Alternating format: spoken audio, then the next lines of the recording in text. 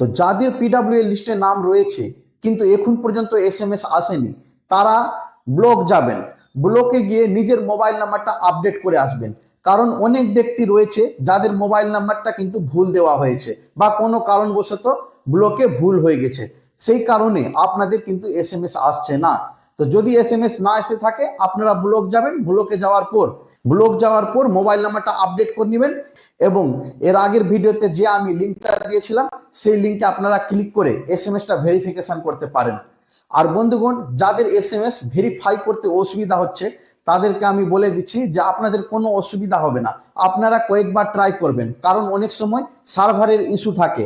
তো কখনো কখনো অনেকবার ট্রাই করার পর হয়েছে। আমি একটা ব্যক্তির করে দিয়েছিলাম, প্রায় 16 বার করার পর তার সাকসেসফুল হয়েছিল। তো কিন্তু হবে। তো বন্ধুগণ, আপনারা ট্রাই করতে থাকবেন। একবারে না হলেও বারবার চেষ্টা করবেন। আজকে যদি না হয় আবার কালকে চেষ্টা করুন। 5 তারিখ পর্যন্ত আপনাদের হাতে সময় রয়েছে এসএমএসটা ভেরিফিকেশন করানোর জন্য।